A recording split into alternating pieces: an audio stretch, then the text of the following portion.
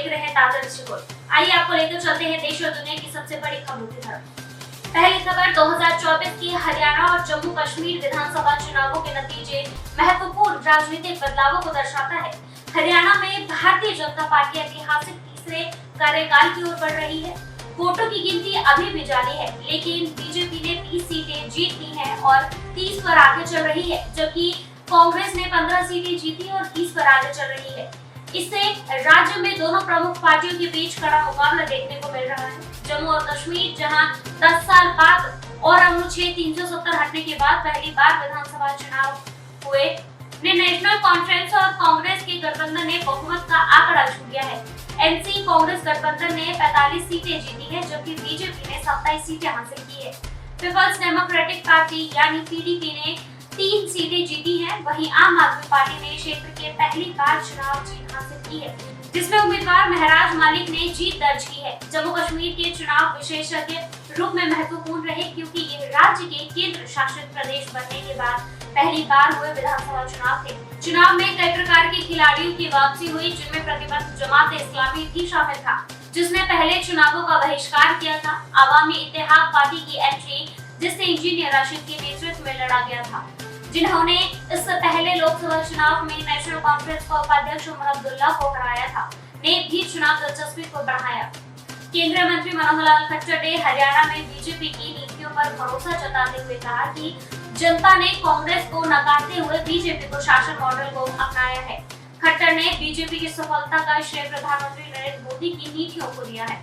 हरियाणा के मुख्यमंत्री नायब सिंह सैनी ने भी बीजेपी की जीत पर आशा व्यक्त की और कहा कि पार्टी मोदी के नेतृत्व में राज्य को आगे बढ़ाती रहेगी। केंद्रीय मंत्री जितेंद्र सिंह ने जम्मू कश्मीर में बीजेपी के प्रदर्शन की सराहना करते हुए इसे अब तक का सर्वश्रेष्ठ बताया, जिसमें पार्टी ने 29 सीटें जीती और अधिक सीटें जीतने की उम्मीद जताई है। हालांकि जम्मू कश्मीर में बीजेपी प्रमुख रविंदर रैना को नौशेरा विधानसभा सीट पर एनसी की सुरिंदर चौधरी को हार का सामना करना पड़ा। वहीं 3 निर्दलीय उम्मीदवार ने भी जीत दर्ज की, जिसमें प्यारेलाल शर्मा और चौधरी मोहम्मद अकरम शामिल हैं। हरियाणा में मुख्यमंत्री सैनी की कैबिनेट ने 6 मंत्री, जिनमें रंजीत चौटाला और सुभाष सुतार शामिल थे, अभी सीटें नहीं जीत पाए।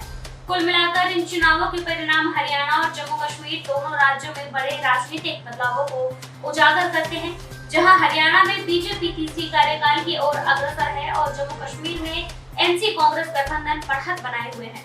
दूसरी खबर, नेशनल कॉन्फ्रेंस के नेता उमर अब्दुल्ला ने जम्मू और कश्मीर विधानसभा चुनावों में महत्वपूर्ण जीत हासिल की, जहां उन्होंने पीडीपी के उम्मीदवार बशीर अहमद मीर को 10,574 मतों से हराया।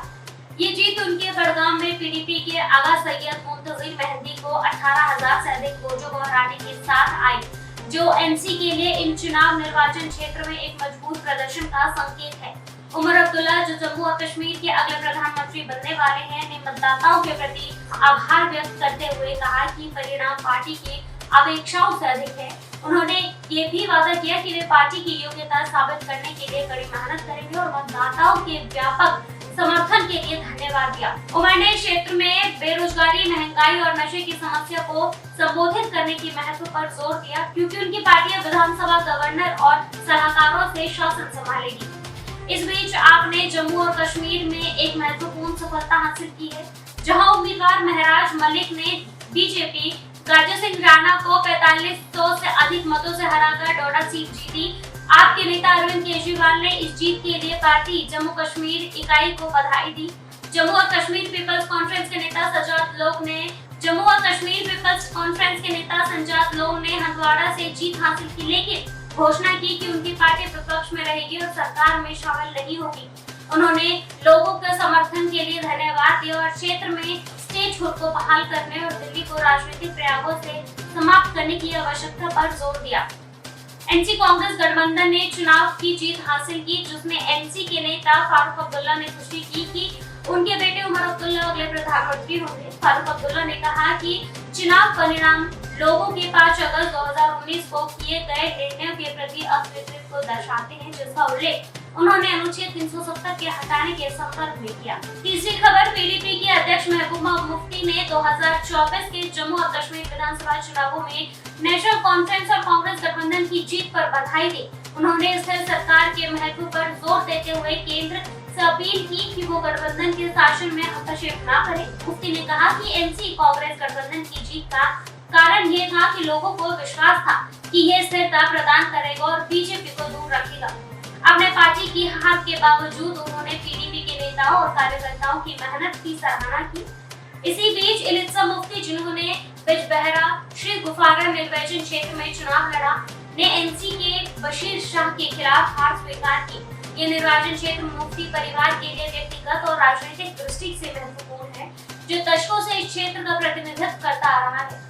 हालांकि पीडीपी ने ऐतिहासिक रूप से इस निर्वाचन क्षेत्र में मजबूती से पकड़ बनाई थी, लेकिन एनसी ने इस क्षेत्र में अपनी स्थिति मजबूत की है, जिससे मुकाबला काफी कड़ा हो गया है। एनसी के उम्मीदवार बशीर अहमद वीरी ने अपनी चुनावी मुहिम में 2014 के चुनावों के बाद पीडीपी की विवादास्पद बीजेपी के साथ गठबंधन की आलोचना पर जोर दिया। पीडीपी ने आगे विकास कार्यों पर भरोसा किया, लेकिन एंटी इनकम्बेंसी ने एनसी की बढ़ती उपस्थिति ने राजनीतिक समीकरण को बदल दिया, जिसमें इलित्सा और उनकी पार्टी के लिए चुनौती बढ़ गई। चौथी खबर, हरियाणा विधानसभा चुनावों में बीजेपी तीसरी बार सत्ता में आने की ओर बढ़ रही है। पार्टी 90 में से 50 सीटों पर आगे चल रही है। कांग्रेस, जो पहले आगे चल रही थी, अब दूसरे स्थान पर खिसक गई है।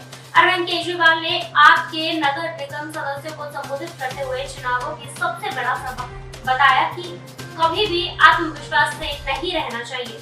आपने 79 सीटों पर अकेले चुनाव लड़ा, लेकिन हरियाणा में एक भी सीट नहीं जीत पाई। केजरीवाल की टिप्पणी कांग्रेस पर एक अप्रत्यक्ष निशाना भी मानी जा रही है, जिसने आपके साथ चुनाव पूर्व गठबंधन नहीं किया। आप नेता ने पहले दावा किया था कि हरियाणा में बिना उनकी पार्टी के समर्थन के कोई सरकार नहीं बन सकती, लेकिन आप अधिकांश सीटों पर बीजेपी और कांग्रेस उम्मीदवार के पीछे रह गई है।